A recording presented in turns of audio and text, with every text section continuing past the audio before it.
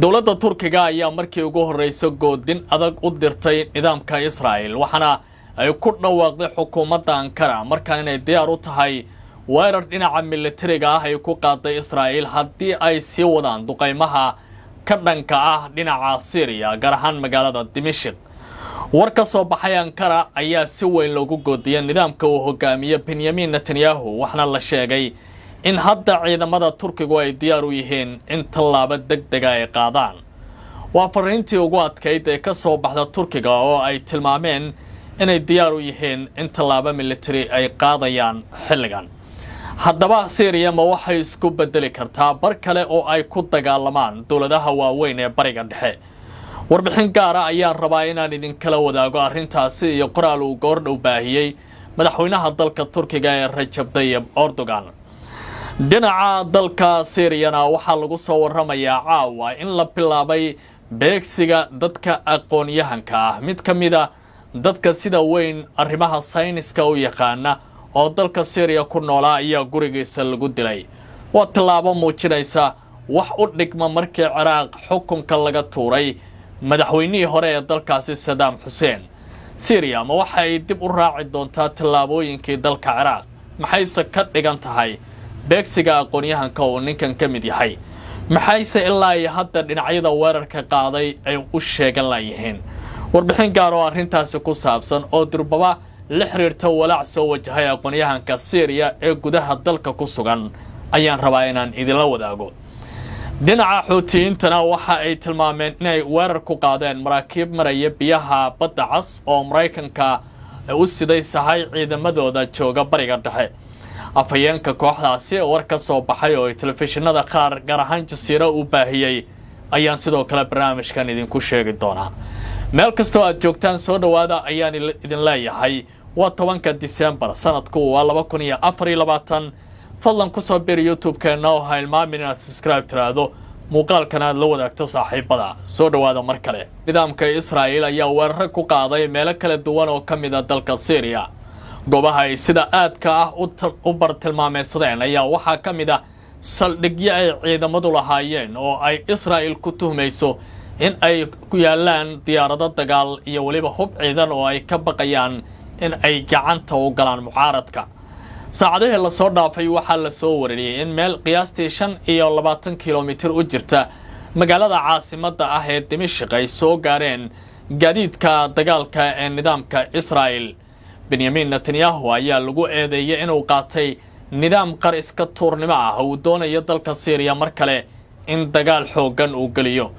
saacadaha la soo dhaafay dabaabaadka Israa'iiliyiinta ayaa ka soo daadagay dhinaca iyo buuralooda Jolan iyagoo u soo dhaqaaqay dhinaca iyo Dimashq Israa'iil ayaa lagu tilmaamay xilligan inay doonayso dhul ay leeyihiin shacabka dalka Syria tanina waxay u muuqanaysaa xaalad kale oo halisteeda leh iyo colaado cusub oo gobolka bariga dhexe hadda uu wajahayo haddaba dawladda Turkiga ayaa goor dhaweyd arrintan war ka soo saartay madaxweyne Recep Tayyip Erdogan ayaa qoraal uu ku baahiyay barihiisa bulshada waxa uu ku tilmaamay in dalka Turkiga aanu indhaha ka daawo doonin tallaabooyinka gardarrada iyo daandaansiga leh ee Benjamin Netanyahu iyo waliba nidaamka Tel Aviv fadhiya uu ku dhaqaaqay waxa uu tilmaamay Syria markan Turkiga inay diyaar u tahay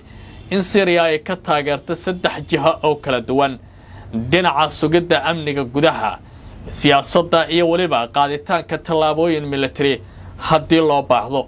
waxa uu tilmaamay marnaba in aanay suuragal noqonayn in nidaamka Israel laga dhageysto in ay tallaabo ka qaadayso kooxaha argagixisa ah oo qatar ku ahaanaya nolosheeda waxa uu yiri waa dacaayad raqiisa oo aan la qaadan karin taasina waxa ay tilmaamaysaa in Turkiga arrintan uusan indhihiisa ka sii daawan karin hadalkan ka soo baxay Erdogan ayaa loo qaadan karaa mid ka duwan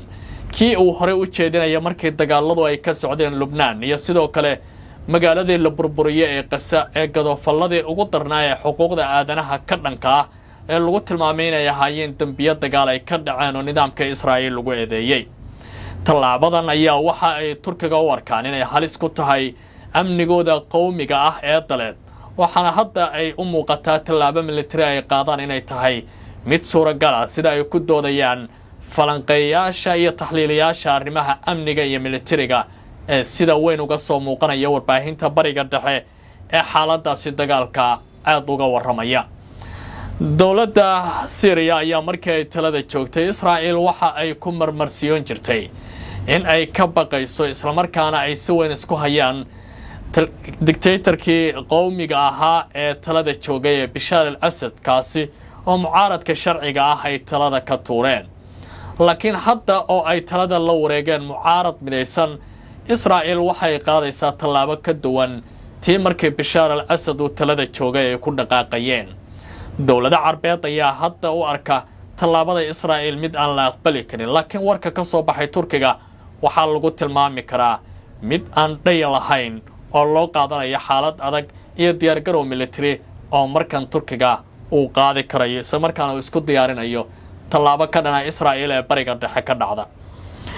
marka la fiiriyo wararka ka imaanaya dhinacaasi iyo Syria waxaa lagu soo waramayaa in nidaamka Israa'iil uu hadda u diyaargaroobayo aan iraahdeen nidaamka Syria ee hadda talada la wareegay ay ku jiraan diyaargarow xoogan oo ku saabsan xaaladaha nabadgelyada iyo waliba amniga dalkaasi. ilaa iyo 3 qodob ayaa qorshuhu yahay dowladda al-Bashir inay baabi'iso, waxaana ka mid ah xeerkii la dagaalanka argagixisada oo ay samaysatay taliskii dictatorka ah oo ay dadka qaar ku tilmaamayeen inuu yahay macangag dhibaatooyin u geystay dadkiisa. wardhi lala ayaa ka yimid caawa gudaha wadanka Syria kadib markii la soo weeriyay geerida daktarkii lagu magacaabi jiray Xamdi Ismaaciil oo ka mid ah aqoonyahanka farakutiriska ah ee dhinaca sayniska looga dambeeyay ee gudaha wadanka Syria. kooxaha hubaysan oo aan heybtooda la garan ayaa la sheegay inay ku qaarajiyeen guriga uu ka degan yahay magaalada Dimashq sida uu ku waramay telefishinka Al-Arabi, laakiin xaaladdu hadda waxay u muuqataa inay tahay walaac xor leh oo soo food saartay aqoonyahanka Syria sida telefishinkaasi uu ku waramay.